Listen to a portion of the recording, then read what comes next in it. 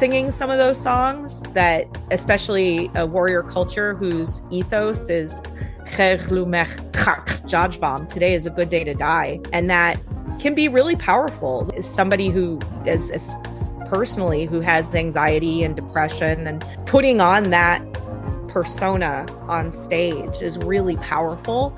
And I think sometimes people forget that, Klingons don't just fight hard. When you live by that creed, you do everything hard. Nuk nech. My name is Jen Useliss. I'm the Klingon Pop Warrior and the Klingon language consultant for Star Trek Prodigy, and this is Trek Untold. Kapla.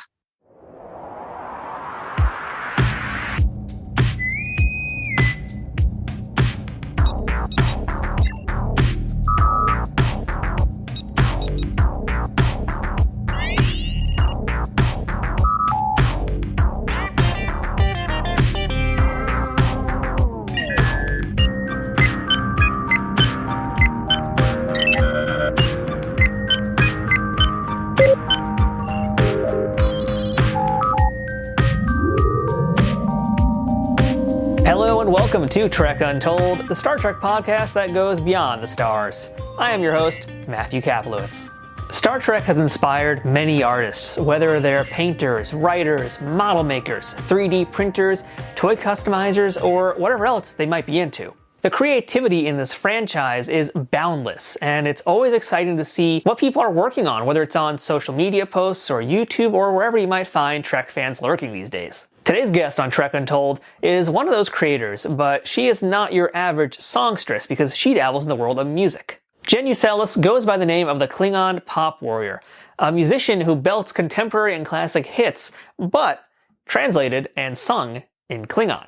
She goes the whole 9 yards, complete with Klingon ridges, batleth, and bloodwine, and has sung some memorable lyrics made even better by hearing them in a very unusual sci-fi language. Jen is a longtime Trek fan who took her passion and turned it into something very special and unique. And she's brought those talents to conventions across the country, including the upcoming Trek Long Island 2 event this summer in New York. It may seem funny at first, but Jen is serious business when it comes to her music, and this is something that has to be heard to be believed. So brush up on your Klingonese and warm up your singing voice. It's time to hear some tales of honor, glory, and rock and roll with the Klingon Pop Warrior, Jen Useliss. But before we start our chat with this week's guest, I want to remind you to please follow Trek Untold on social media, including Twitter, Facebook, Instagram, and TikTok. You can find this show on all of those platforms simply by searching for Trek Untold.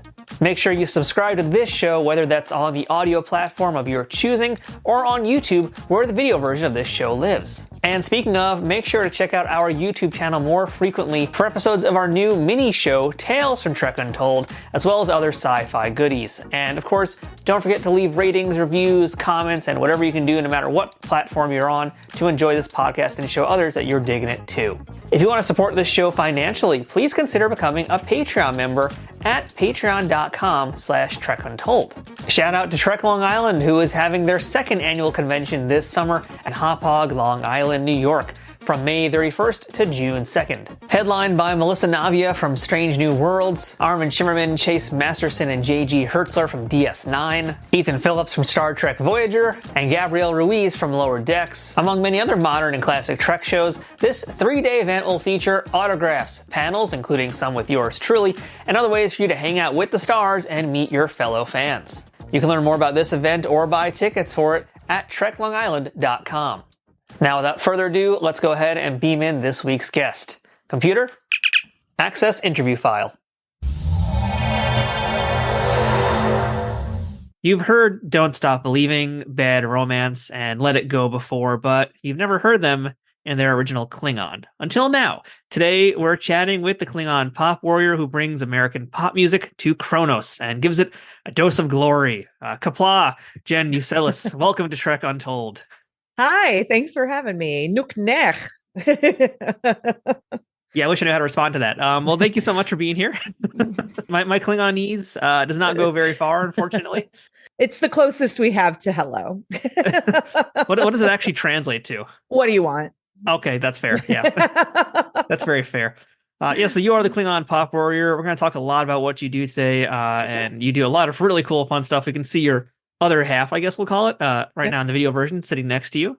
I'm in Terran cosplay right now, and then that's my That's a great way to put it, Terran cosplay. my Terran cosplay. Just but yeah, no, these are my TikTok ridges. I call them it's my quick and dirty set. So they just have a little bit of elastic on them, so I can put the elastic on and then put the wig over it and do what I got to do to whip out a quick TikTok. So That's very cool. Yeah, this is going to be a fun one today. I know it. And let's get right into things here, Jen. Or should I be calling you Jen-bohm? Should that be the right way to say it?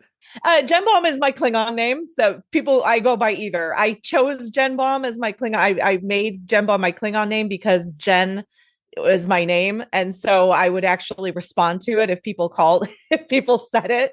So I'd hear Jen and I'd be like, oh, that's me. It's a grammatically incorrect translation of high song. So Jen is a verb for to be up high. Bohm is song or to sing. So it's, yeah. Are we doing Klingon puns today? I did not expect this. The language is built on puns. Wow. Mark Okrand is a very punny individual. So yeah. Awesome. All right. Yeah. Let's just jump into things, Jen, or else I'm going to be talking about puns all day today. But I'd like to get started just by getting a little bit more information about you. What's your earliest memory of Star Trek? So I have vague memories of Star Trek, the original series on after school on TV and syndication or whatever when I was a kid, but I never really got into it. When I was in high school was when Deep Space Nine came out. But the problem was it was the 90s and I live in Chicago and the Bulls were winning all the time. And I lived in a sports house. And so there was and I was in high school doing theater and choir and working a part-time job. And there was no time to watch TV. The VCR was set for mom's soap operas. So there was no, changing up the recording pattern. So my mom and I did watch some Next Gen and some Deep Space Nine when it came out. I very distinctly remember that. And I enjoyed it, but I just had no time. And so, now that I'm saying this though, my very, very, very first Star Trek memory was Wrath of Khan in the drive-in. Really? I remember the earworm. I was 5 years old, I think, when it came out. I'm thinking of the right movie, right? Yeah. I just had that moment of wait, am I thinking of the wrong movie? No, I'm thinking of the right movie. It's hard to forget that scene. Never forget that scene. And I was 5 years old when that movie came out. My parents took us to the drive-in, and that earworm went into Chekhov, and that was it. I pieced out. I went to sleep, and I'm that was my first memory of Star Trek, and I think that super scarred me. So when I would see it on TV, I'd be like, that's okay. But then I got into it. And then actually I was just an actor who got a gig. And the next thing I know, I was speaking Klingon and had completely fallen down the rabbit hole of just loving Star Trek. Or is it a Targ hole, maybe? Yeah, Targ hole. Yeah. I don't know if they have holes, but yeah, it's going to be that kind of episode, folks. Buckle up. I think I can't remember Chesh. I think Chesh is the word for rabbit. Yeah. I'm surprised they even have a word for that kind of little soft, fluffy prey. Right. So yeah, let's kind of go a little bit further in there. You kind of mentioned where you grew up. Can you tell us a little bit about who your parents were and what they did, and what little Jen wanted to be when she grew up? So, my parents were a pretty blue collar family. I was raised in the suburbs of Chicago. But it was always sort of I always sang. And my dad, when he was younger, he played guitar. He actually worked in a recording studio for a little bit before he got it. He does mechanical engineering and stuff like that, but he's mostly taught self-taught, and he went to college, but didn't necessarily finish or go to school for mechanical engineering. That's just he's really good at fixing stuff. And my mom actually has an undergrad in law. if I and so, but she didn't really like go any further with that either. And yeah, I don't know. But music was just always in my house. And I was always singing. I think my baby book said like I was singing before I was really talking, like I was, singing little songs but I always had really bad stage fright. And so I was always I liked to sing, but I liked singing in groups. I liked choir and stuff like that, but I didn't really care for solo singing very much. And funny where I am now. Eventually that changed. Thank you, karaoke and drinking. And, but then I do have a degree in theater as well. I liked acting because I was able to like put a put on a character, and like I could get away from me because I was a nerd. And so I loved music and like playing video games when I was younger. And I kind of wanted to just blend into the background, or because I just wasn't one of the popular kids. When you got your degree, was that like a degree in theater or a musical theater? And was that like part of a conservatory?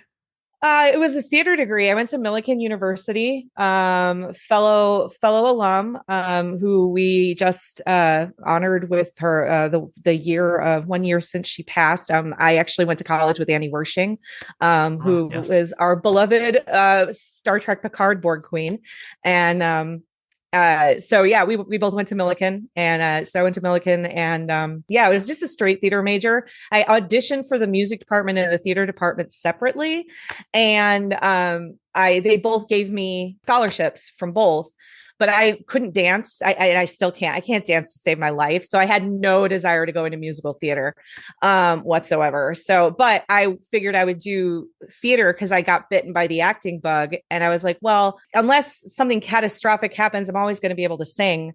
So I figured I would major in theater and acting, and then was going to do a minor in music. And Millikan actually kind of screwed me over because they told me I would get voice lessons as a vocal minor. I would get voice lessons included, and I had like almost 4 years of classical voice lessons under my belt from high school, and so I went into college like already doing like college level music, and they were like, oh, we had such an influx of actual majors that you're going to have to take 2 years of class voice, and then we'll see about getting you private voice lessons your junior and senior year.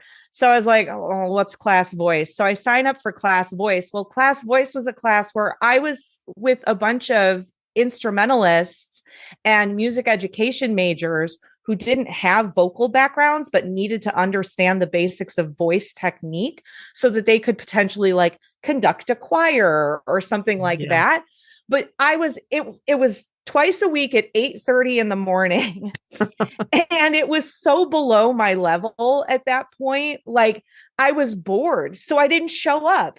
And I would show up when I had to. And I got like a C in class voice. And my parents were like, what in the world is going on? Can I swear? I have a terrible potty mouth and I'm doing pretty good so far. But if I don't think I could stop you if you did. So feel free to. Like all of a sudden I'm like, ooh, checking myself before I wreck myself. But yeah, they were like, what is this? And I'm like, it sucks. And so I went back to my advisor and I was like, hey, what do I have to do to keep my scholarship? Because I didn't want to lose my scholarship money. And they're like, well, you have to be enrolled in at least one music class. And I was like, well, does choir count? Because that was technically class credit. And they're like, yeah. And I was like, done. So that was it. I dropped all of the vocal stuff except for choir. And I stayed in choir for 4 years to keep my music scholarship. And that, yeah. And I was like, this was it. I could not do 2 years of that. I was just like, there's no way I can do this for 2 years. It's just, there's no way. So I didn't. So the big question now is, how did Star Trek re-enter into your life? And we'll get into where that took you, but how did it get back into your life and start to become part of who you were?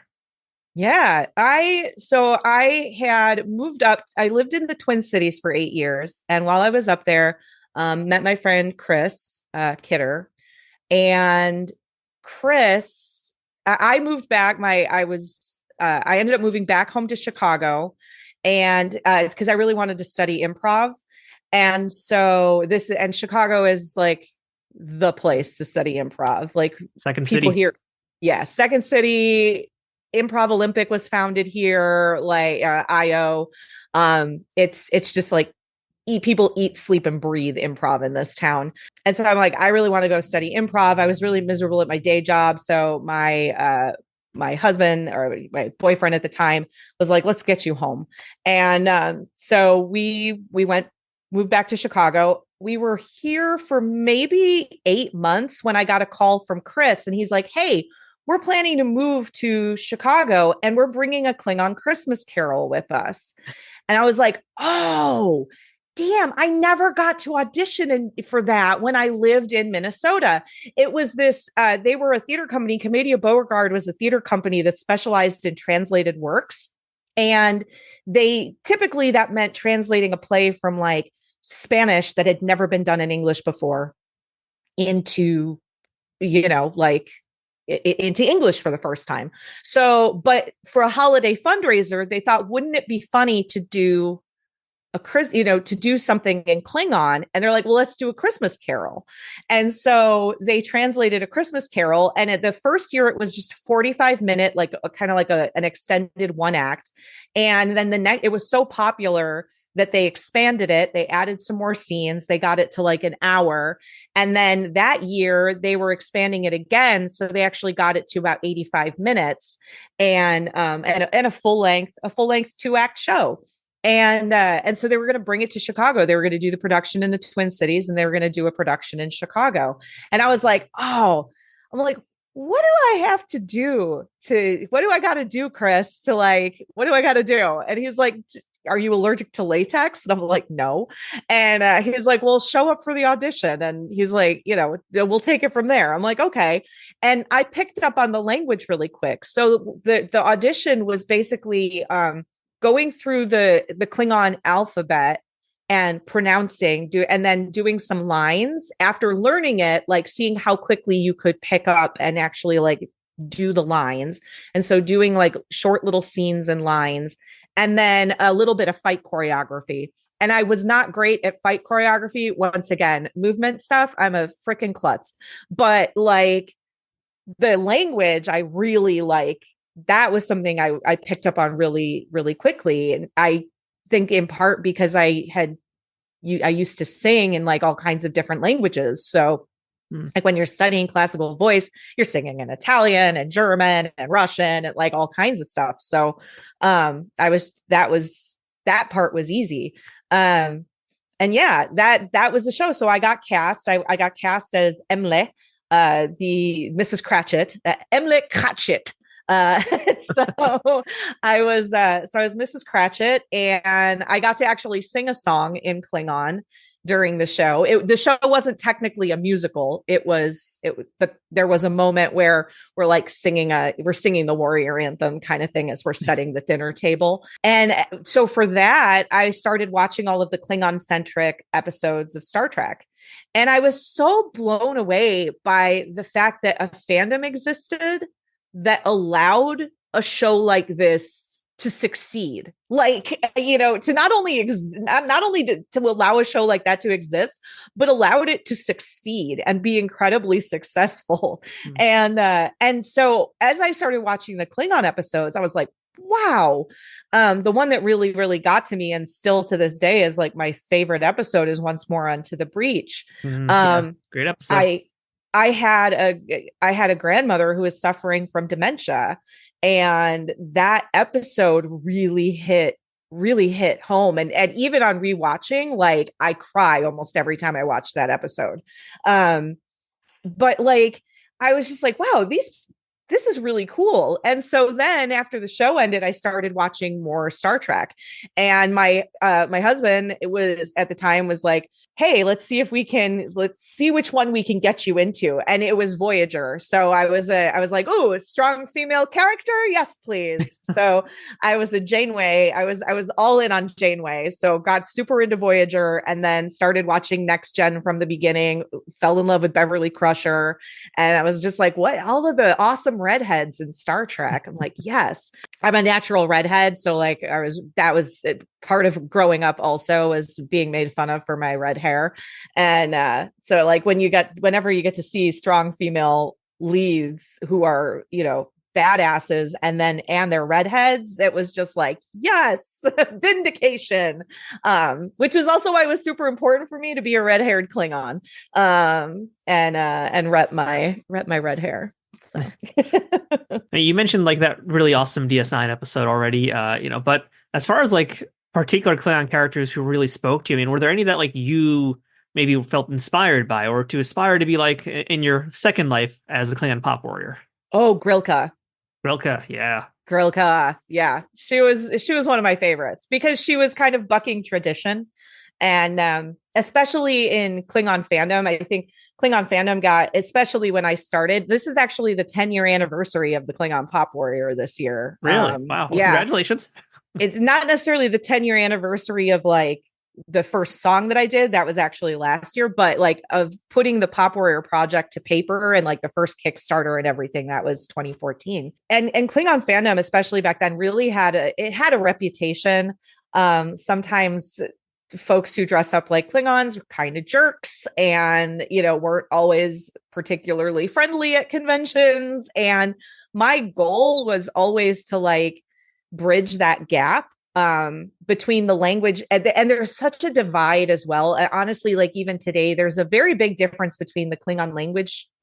Those of us who are big Klingon language nerds, and then the big and the cosplay folks. There is overlap, but not as much as you would think. And there's definitely some differences, and I really wanted to bridge that divide and just show a lighter hearted side of Klingon fandom.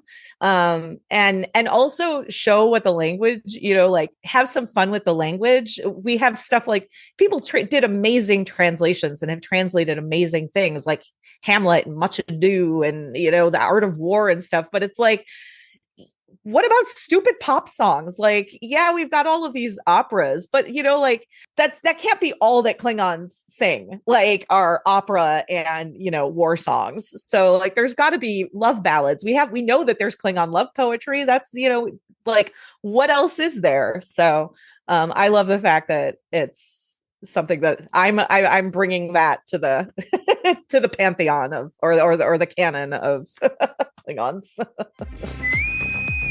Attention all Starfleet personnel. New York's only fan-run Star Trek convention, Trek Long Island, is back this summer. Get ready for 3 days of sci-fi fun celebrating your favorite franchise in the Empire State. Meet the stars from Trek shows spanning different eras, including Melissa Navia and Yetidi Badaki from Strange New Worlds, Gabrielle Ruiz from Lower Decks, Armin Shimmerman, Chase Masterson, J.G. Hertzler, and Kitty Swing from DS9, Ethan Phillips from Voyager, Janet Kidder, Tara Rosling, Conrad Coates, and Elias Defexis from Discovery, and many more, including celebrities who haven't been at a Star Trek convention in years, like Clyde Kasatsu, Natalia Nogalich, and Daphne Ashbrook.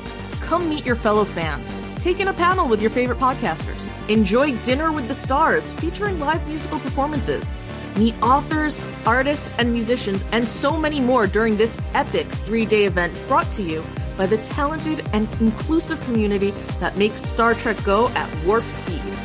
Trek Long Island takes place from May 31st to June 2nd at the Hyatt Regency Hotel in Hauppauge, New York. Visit treklongisland.com for tickets, exclusive packages, and more information. Trek Long Island, going kindly this summer. So 2014 was when this kind of like journey began, right? So like, talk to me about what happened from 2014 to where we are now in 2024. How was the Klingon Pop Warrior formally born? So the Klingon Pop Warrior technically was born as a one-off song for the improvised Star Trek podcast. And who they're all local to Chicago. They had one of their early episodes was an episode called Today is a Good Day to Cry.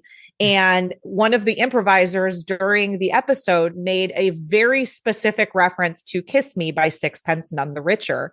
And by the end of that episode, they needed the button joke of the episode was computer, play it in Klingon, or, change it to Klingon. And so it's supposed to play in Klingon. So they were going to in post-production for the podcast, get, they bust out a Klingon dictionary, scribble down some stuff, and then, record it. And they opened up their Klingon dictionaries and were like, oh shit, we are in way over our heads. And so they actually reached out to the Klingon Christmas Carol folks, who then translated it for them, and they were like, okay, here you go. And then they got the translation, and they took one look at the translation and were like, do you have anybody who could sing it? Because they're like, we are still in way over our heads. And so that was when Chris actually recommended me. He was like, look, you need to talk to my friend Jen. She actually I used to sing in covers bands when I lived in the Twin Cities. So like, she used to sing in bands. She like she's really good with the pronunciation. Like, I'll see if she's available. And I happened to be not performing in Klingon Christmas Carol in 2012. So I did 2010 and 2011. And so 2012, I didn't perform. And so 2013, he's like, hey, do you want to do this? I was like, yes, I'm in. I really want to wrap around those Klingon, that Klingon again. That'll be awesome. Let's do it. So jumped around it, went in, recorded it, even layered on some harmonies, had a great time. We were joking at some point during it, like, we should make a music video, and I don't know who said it. It was me, Chris Rathjen, and Nick Wagner in the room. And one of us said it, and we ended up doing it 2 weeks later. I jumped around in front of a green screen and a pair of ridges and a goofy old dress. And we put it out online, figuring like fans of the podcast would watch it, and that's it. And it kind of blew up for 2013 within like less than 48 hours. We had over 100,000 views, and we were like, what is happening? We were on blogs, teamcoco.com, Conan O'Brien's his website picked us up. It was crazy. And so then it was just like this matter of like, well, maybe we should do another one, but nobody had time.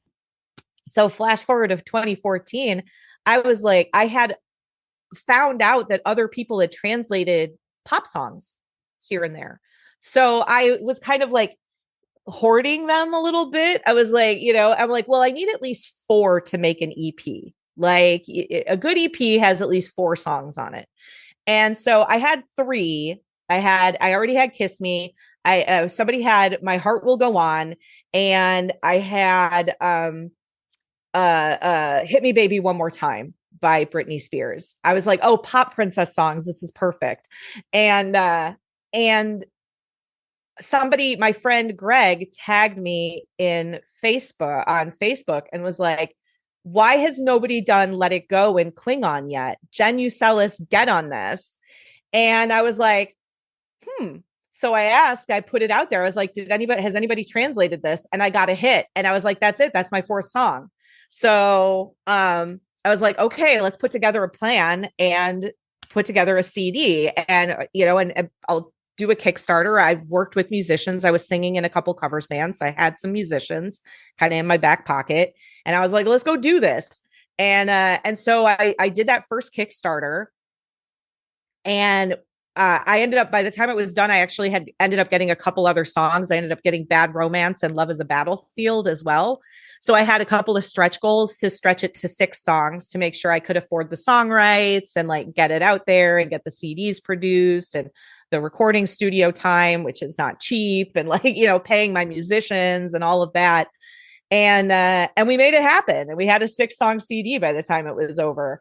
And I kind of figured like I'd be lucky. I'd maybe get to do a couple conventions and that would kind of be the end of it. And then I broke my ankle. and I couldn't promote it at all. So I had this thing that I did and I broke my ankle and I was like, well, that's so much for that. But then the fall was come once I was walking again, there were a couple conventions. I was like, well, you know what, let's see if I could get my foot in the door at a couple of conventions. Hardy har har, no pun intended. And the I ended up getting getting on the roster at a convention here in Chicago, and I was basically a panelist. I couldn't get the music track to give me the time of day. So I got myself a panel slot, but I was the only panelist on the panel slot. And I basically was like, come meet the Klingon Pop Warrior and hear about how she translated songs in Klingon. But we actually did a performance. Like it was a performance. It wasn't a panel. It was just a straight up performance. And it went over really well. And I was like, oh, that was awesome. And super fun. So I started kind of pitching myself to some other conventions here and there, but to be honest, it's been a really tough sell. Over the years, I've really had to like slog it out, and I've pounded social media, and people have found me organically. I do an annual charity event for Extra Life, which raises money for Children's Miracle Network. And so people have found me doing that. And like one of my goals would be to do an online performance during my 24-hour live stream. So like do that, and people would come in and be like, what is this? Oh my God. And, and start to find me there. And so like, it's been this like very slow kind of like organic community building experience. But I always knew like, I just have to make the Klingon language community happy. Like they're the ones that I care about making happy. And from there, like everybody else can just get on board or just go away. I don't care. Like I'm here having fun singing my little songs. And eventually I really wanted to not just be the girl who sang them. I wanted all the cred. I'm like, I want all the cred. I want to translate my own stuff too. Like I want that. So, it was a really cool progression because like the first EP went really well, and that was all sort of found material stuff people had already translated. But when it came around for the second EP, I had established that level of credibility. I was able to just ask people for stuff. I was like, hey, I want this song, and this song. And people were like, sure, I could translate that for you.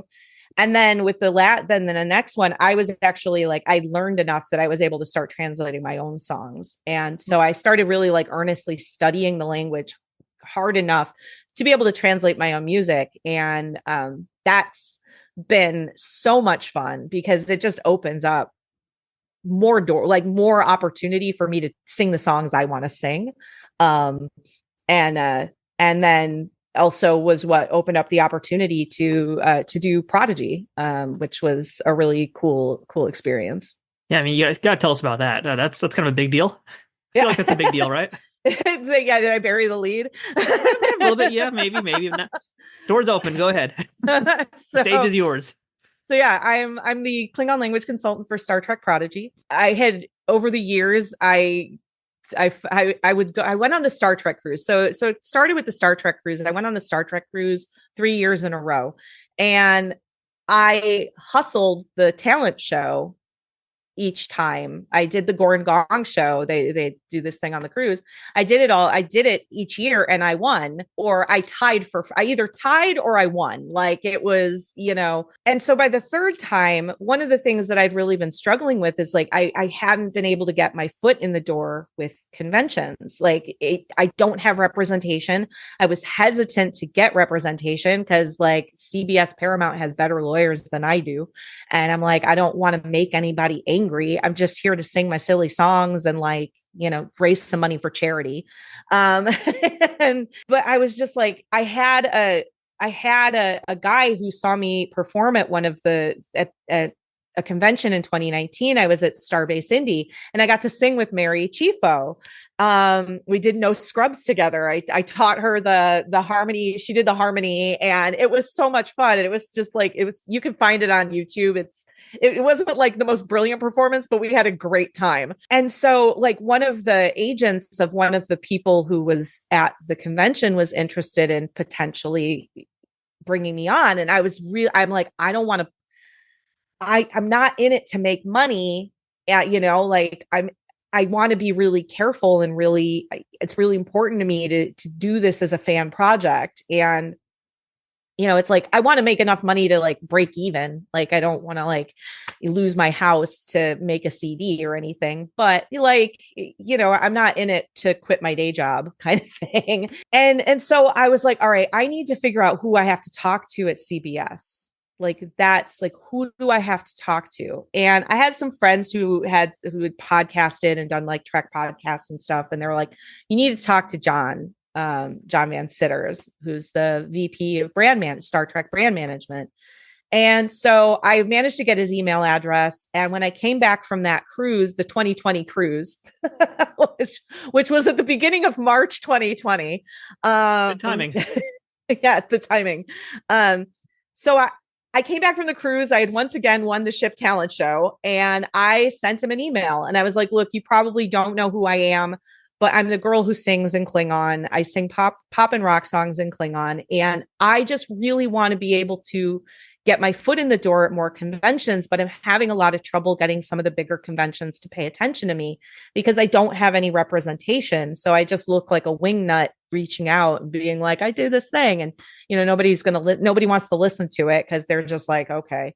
And so I was just like, what do I need to do to stay in, and your good graces? Like, do I need a licensing agreement? What do I need to do? And, he was like, he wrote me back actually like 20 minutes later, not even. I was like, oh my God. And he's like, look, this was my favorite was like, look, I'm taking my kid to the orthodontist right now, but like, so give me a couple hours and I'll get, I'll get back to you. But I don't want to scare you. I know who you are. I follow you on social media, and that's not a bad thing, and I was like, like your stomach drops. You're like, oh God.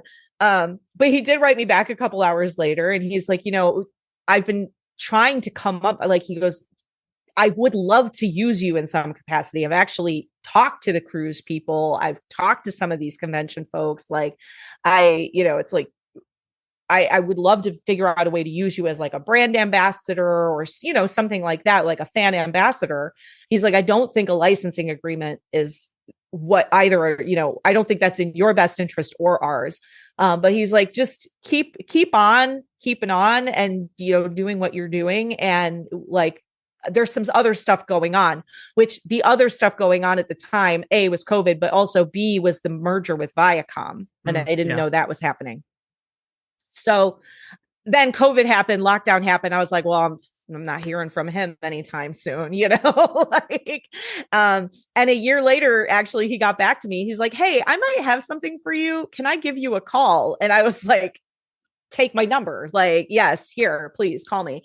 And that was when he first floated it. Like, when I might have this thing, would you be comfortable doing some translation work? But he didn't like tell me what it was.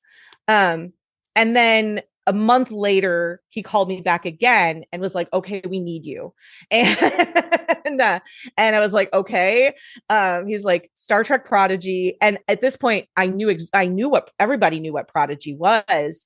We knew what it was. I was like, oh my God, I have a 5-year-old niece. I'm in. I don't care what it is. I will figure out how to translate it. If I don't know how, I will figure it out. Like, I'm in.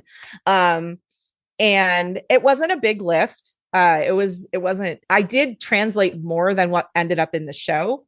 The speech that Gwyn gives at the end, that where it like pans around her and she's like talking to the Klingon captain, it starts in Klingon and then it ends up in English. That whole speech actually got translated.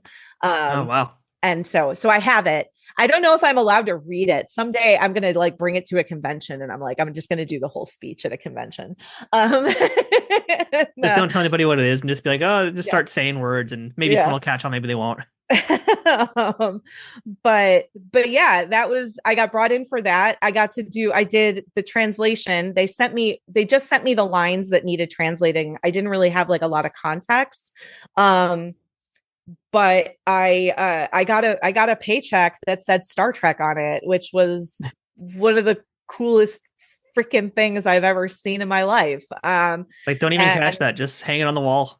I still have it. It's in it. Like I want to frame it, and I just haven't gotten around to getting a frame for it. And yeah, it was wild. I got to sit in on the call. So like, all the recording was done for the most part, like via Zoom things, and like all the voice actors, but I got to like all the voice actors who did my lines. I actually got to sit on the call with them and coach them through it. Which was really cool. So I got to like coach Ella Purnell on like how to say fuck, and a couple other things. And then Deborah Deborah Wilson was the voice of the Klingon captain. And I was like a big Mad TV fan in college. So same. I had a lot of trouble keeping chill during that recording session, because I was just like, I love you. And how cool is it that Deborah Wilson's now part of the Star Trek universe? It was a really neat experience. And as a fan, they're pulling from the fandom now to do things. Like a lot of the folks who work on the shows are fans of Star Trek and love Star Trek. And you see that in Lower Decks, and you definitely see it in Prodigy. Aaron Weltke is like a walking freaking encyclopedia of Star Trek knowledge. It's crazy. Yeah. Hey, everybody. We'll get right back to the interview in 1 second, but I wanted to remind you all to check out Trek Untold over at Patreon. Patreon is the best way to directly support creators of things you like through a monthly subscription of an amount that you can choose. Trek Untold has a few different tiers already with different benefits, ranging from early access to episodes, the ability to ask a future guest questions, exclusive merchandise, and other bonuses that I'd love to offer, but first I need to grow that Patreon community to do that. Trek Untold has been around since mid-2020 and has grown a ton since then, thanks to listeners and viewers like you. Through a platform like Patreon, you can help me keep improving the quality of each episode and keep bringing you new interviews with folks that make the Star Trek universe what it is. If this community can grow more over on Patreon, I can offer new perks like watch parties, exclusive Trek Untold episodes, being able to directly interact with guests, and other things, but in order to do that, I need to know my audience wants these things. The best way to tell me what you want is by supporting us on Patreon, so please, check us out at patreon.com/TrekUntold today and become a bigger part of the Trek Untold family. And now, back to the interview. So we talked earlier about how like your background in music, you're kind of used to doing things in foreign languages, but Klingon is Klingon. It's not just any foreign language. So, for you, I mean, number one, is there a disconnect when you're singing and maybe you have to emote or you have to do a certain thing, but Klingon culture instructs you to do something differently? Or has it been challenging to kind of just sing in this specific language? It's challenging from a physical standpoint, because it's very guttural. So, I mean, like I've jokingly said, but I probably shouldn't joke anymore because it's probably true. Like I think I've got vocal nodes the size of softballs, like just the grinding of the vocal cords to get some of those sounds out. And there's some ways to cheat some of it, but other stuff, you can't cheat it. If you're doing it properly, you're not cheating it. And so that for me is the hard part. I am not conversationally fluent, but especially for the songs that I've translated, like I know what I'm singing with those translations. I don't necessarily do word for word translations. The translations that I do are cultural as well as they're more cultural translations, I guess, rather than literal translations. So my heart will go on was done by someone else, and that's actually pretty literally translated, whereas Time After Time, which I translated, is Time After Time is translated to Vibhat Tikwij, which means my heart travels back in time. Huh. And the song is about losing your lover on the battlefield, like getting separated and not being able to find each other. And, maybe one day you'll meet again in the stars. And so it's the concept of the song stays. That's my goal, is to keep the heart of the song and the original song in place, but give it that Klingon context where the song would then make sense to a Klingon. So you're kind of like basically like what a video game would do to localize something from one language to another. Yeah, exactly.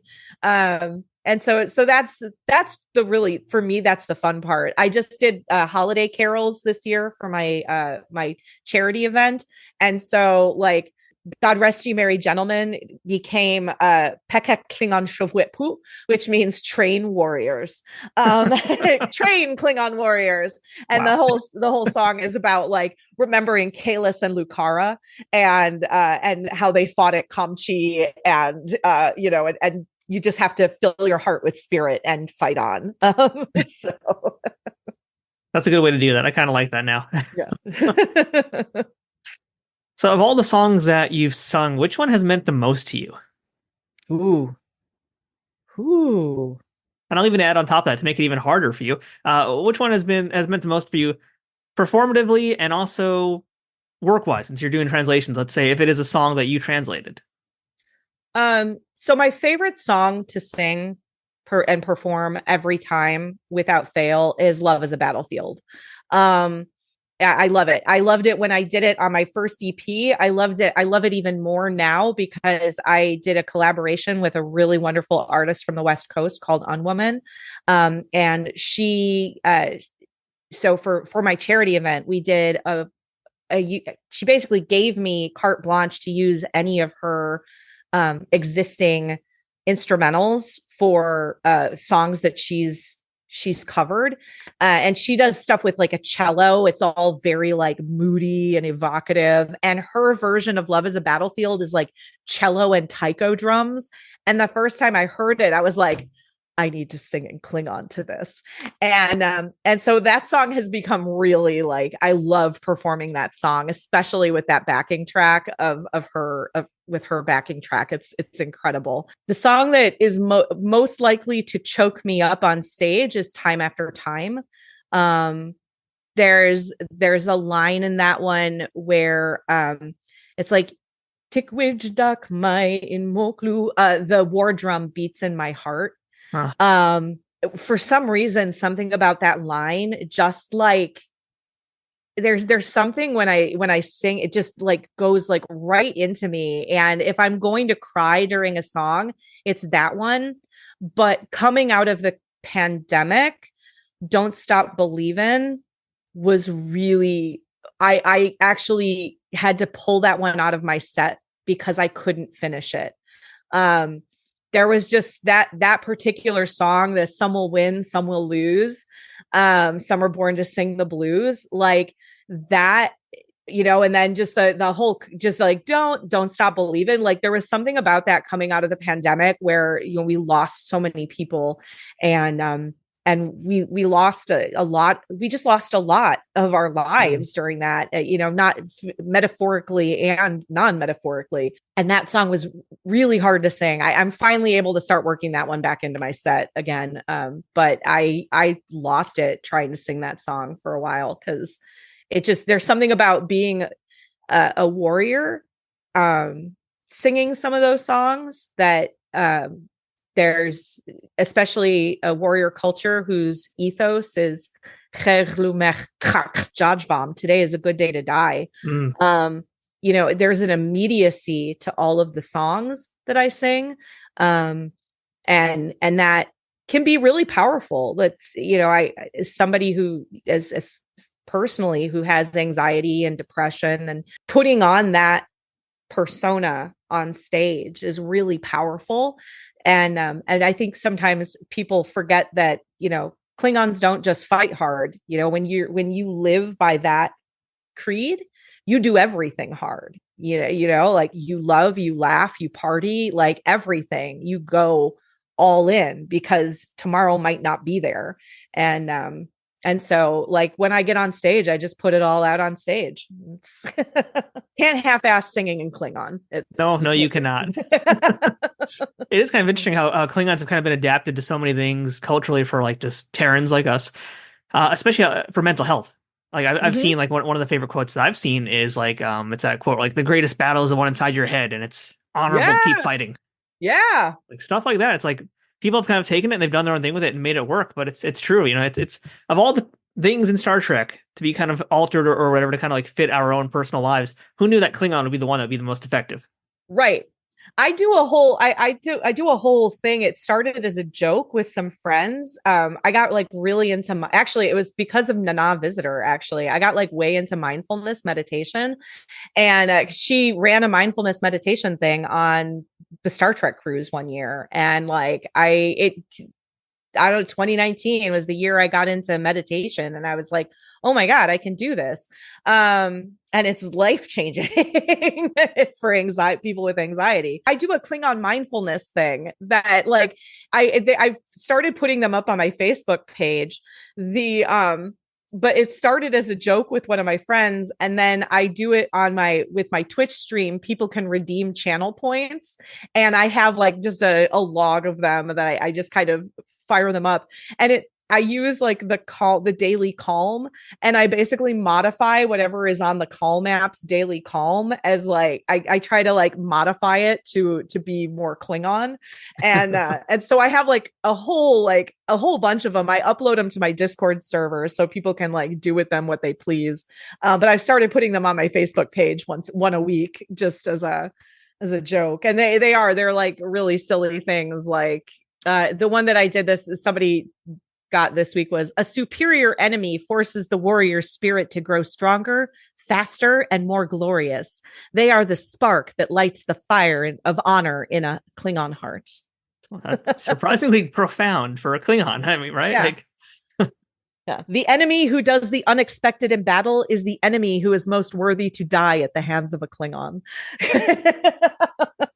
this is way deeper than I expected this episode would be. Wow. I thought we would just be talking about like Klingon pop songs. Now we're going into like Klingon therapy. I know, right? It's good for you. I imagine like screaming like a Klingon probably is actually kind of a meditative thing too, right? In some ways it can be. Oh my gosh. And honestly, like truly like singing in Klingon is one of the things that I love about it is the fact that I cannot lose focus while I'm doing it. I'll forget my words, and that's I can't improvise in Klingon. So I have to stay focused in that regard, but also like just the level of sort of grounding that I have to do to like get the breath support and get to really like get the songs out. Yeah, there's no half-assing it. There really isn't. Like it's all or nothing every time I step on stage. Now, I'm just curious here, as far as like the practical aspects of speaking and singing in Klingon goes. I imagine you have a warm-up routine, right? And that's probably typical for if you're singing in Italian or French or English or whatever. I should have a warm-up routine. Well, pretending that you did, like, do you do anything different as opposed to like someone else who might, as they're getting ready to sing a song? Because you're singing in Klingon, the sounds are going to be different. You were saying it's more guttural. Like, do you do something different to kind of like protect your voice from having your lymph nodes totally fly out of your throat? They pretty much just fly out of my throat. They're just gone. Okay, they're just warp 9 out of here. Yeah, they're just salamanders somewhere else now. I should do more than I do. I usually will find like I try to do some like light singing ahead of an event. I'll do like more like throat trills and stuff like that. So I'm more likely to be doing stuff like just kind of really like warming things up in the throat, and getting my mouth moving, to wrap around the sounds. I'm really bad about, I'm not the best at warming up. Hey, since you're doing your own translations now, have you considered doing like a true Klingon opera epic or something like that, like a rock opera, that kind of thing? I have not. I mostly, because I stick to pop songs, I like the simplicity of pop songs. Every once in a while, I've had people like ask, and I've actually helped with a couple of other, like, I've helped a couple other people. I personally love pop and rock music. Every once in a while, somebody's like, what about this country song? And I'm like, it's not my genre. Knock yourself out. You can go be the, Klingon country singer, please do.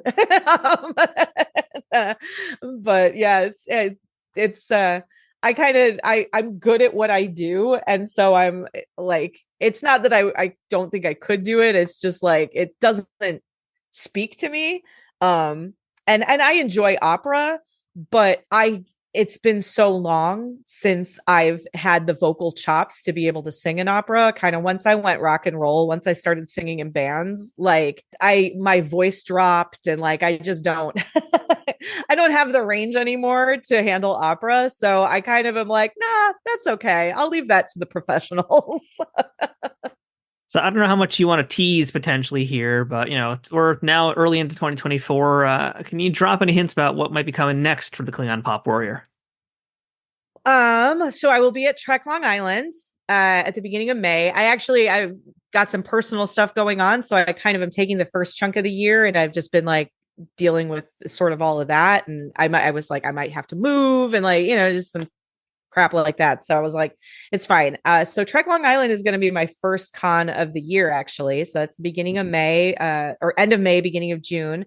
And then I'm going to be a guest for In Conjunction in Indianapolis at the beginning of July.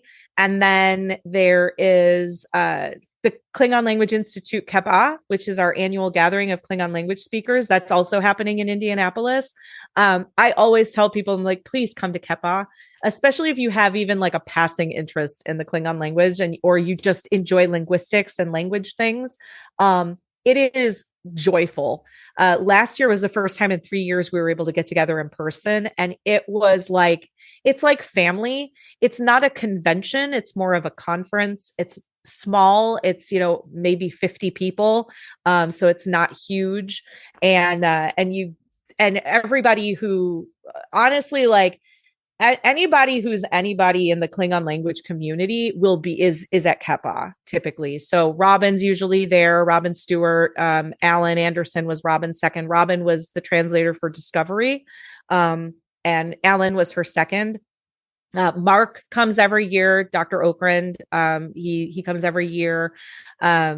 There's our founder, the founder of the KLI is Lawrence Schoen, who is famous in his own right. He's a wonderful author.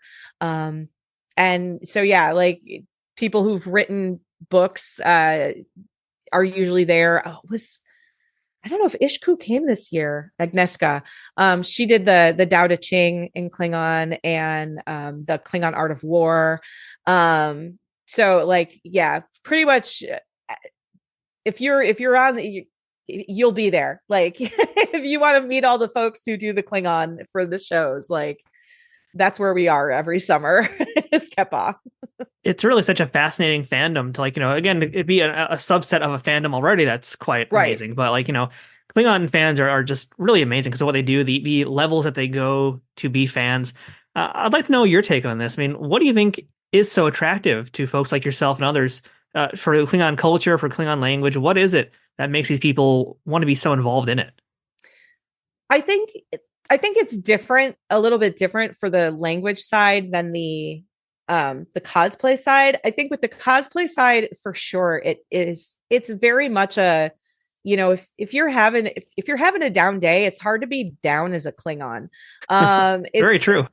It's hard to, if you're somebody who's, maybe not overly confident, it's a lot easier to put on a little bit of swagger when you put on your ridges. And I think that appeals to people. I think there are other things that appeal to other people, and I won't go there. But there's a militaristic set that I think goes a little too far. But then on the language side of things, what I think is so fascinating is that there are folks who are just interested in language. There's idiots like me who are not multilingual necessarily. We just fell in love with Klingon. But then a lot of the folks in the KLI, they are people who speak not one, not two, not three. They're speaking 4, 5, 6 languages. Like they are truly like multilingual. And Klingon, they picked up as a joke and then discovered it was a lot of fun. I think that happens a lot with folks in the Klingon language community. There's also a lot of folks who are just fans of Star Trek and happen to also be interested in languages. So they start dabbling, and the next thing they know, we're like, come join us. And we rope them in. So we get a lot of folks like that too. And, we're fun. We're nerds. It's a good time. and we have a good sense of humor. And there's a great movie. Dr. Okran actually helped produce it. It's called Conlanging, like the art of constructed languages. And there are folks in there who share their stories about why they got into constructed languages, not just Klingon, but any constructed language. And their stories are heartbreaking. Some of them are heartbreaking. And one of the things that's really incredible about the Klingon language community is we actually have a really large queer population for such a niche fandom. For such a small fandom, we have a remarkably robust LGBTQ plus set of folks who are very involved and helping the language and even helping the language evolve. And I think that there is something to be said for being able to speak to people without most people knowing what the hell you're saying.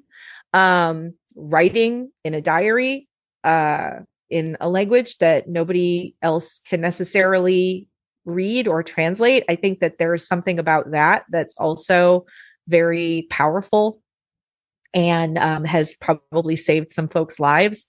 And so I'm really proud of the community that we have. It's a very welcoming and open community. And I think that if people find that sometimes the Klingon cosplay community doesn't feel as open or welcoming, the Klingon language community is like wide open arms. That's going to be the next song is Arms Wide Open by Creed in Klingon. Oh, Jeebus. Oh, sweet baby Kalis. Maybe not. All right, we'll workshop that one.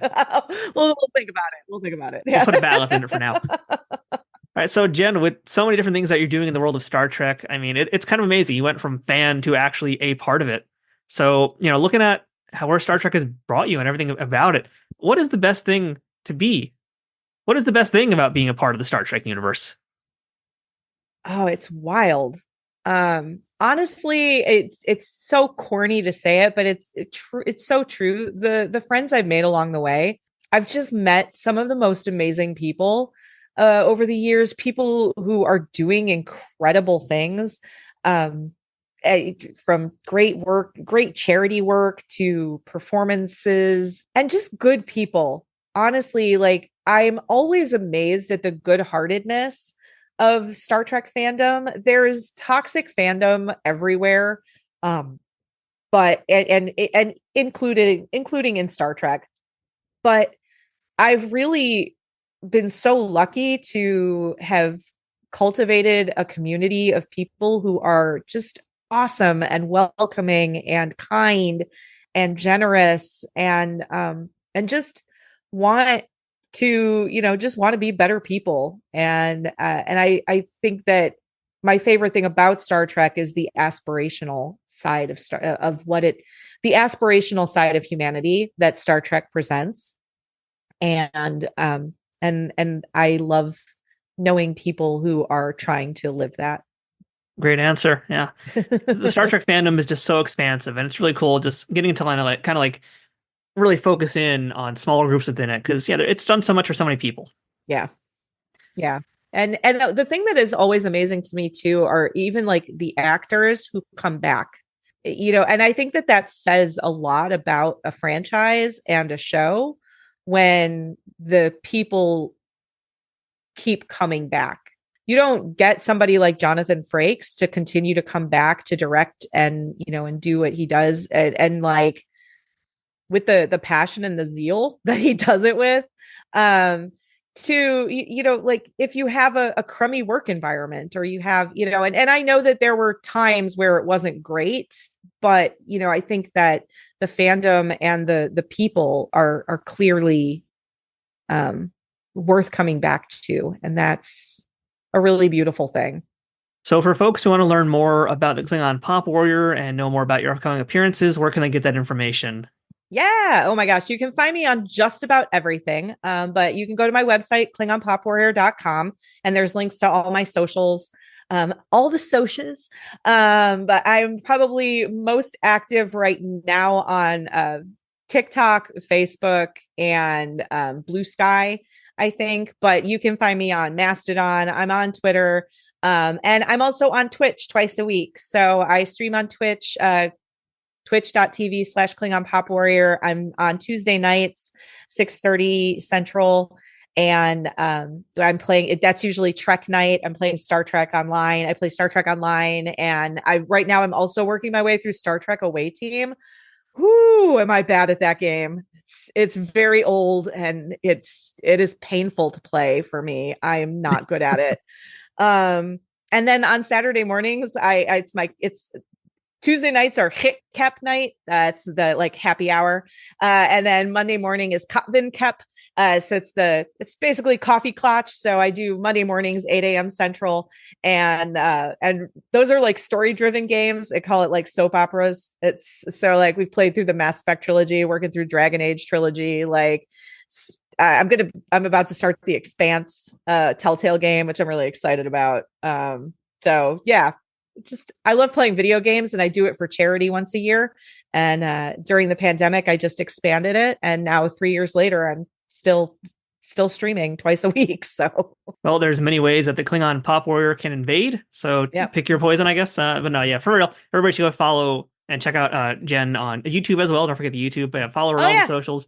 Yeah. And you can find my music on Spotify, Bandcamp, iTunes, Amazon, all the things. So do all the things for the Klingon Pop Warrior. And not only that, we didn't even mention that you are an ordained minister. So if you want to have your vows in Klingon. Technically, I do have my life church. Yeah, my Universal Life Church ordination. So I keep waiting.